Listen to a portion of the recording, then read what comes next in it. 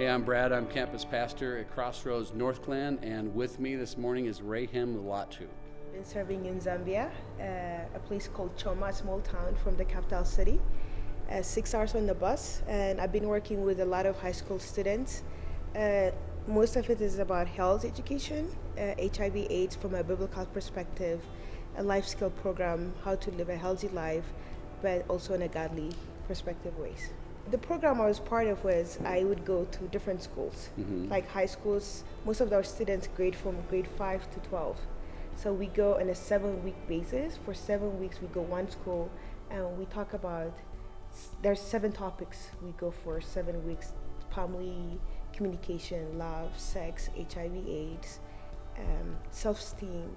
The whole point of the program is to educate the high school kids to live a godly life without being sexually active. So I've always been interested in this, in how missionaries ended up being missionaries. So at what time was there a call on? Did Jesus appear to you as a ball of light in your room, or was there a call on your life at one time, or is it just a progressive path that you went down?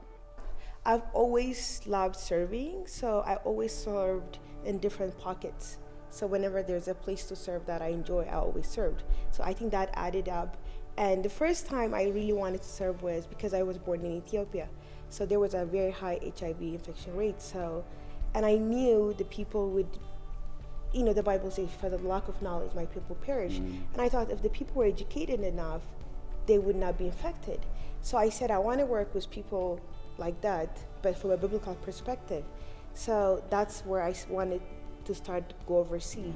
So can you share with us a story of how God has been at work? Have you seen the Holy Spirit at work, and He did something extraordinary in the work that you're doing?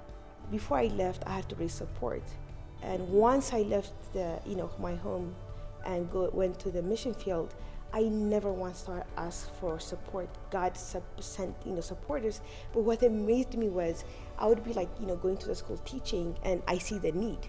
And when I come home, someone emails me from church and say, is there a need? We're praying for this need. We wanted to give you. And I didn't even ask them. Yeah. And I know it's only God. Yeah. So those friends, it came through, and that's only God.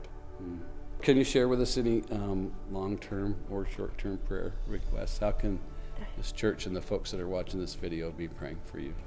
Pray for me that I'm still be under God's will, to hear His voice, because I still want to serve God fully, and I want to hear His voice, and I want to go where He wants me. I don't want to go somewhere just because I know the community, I know the locals, or I've been there. I don't want to go because of comfort, but I want to go where He leads me.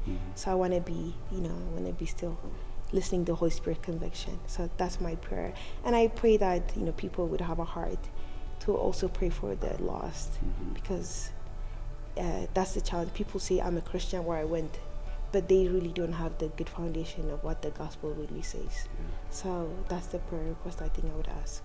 Well, you have a wonderful open spirit and obviously a heart for Jesus. So I have no doubt that He'll answer that and continue to lead you and guide you to places and do things you've never seen before.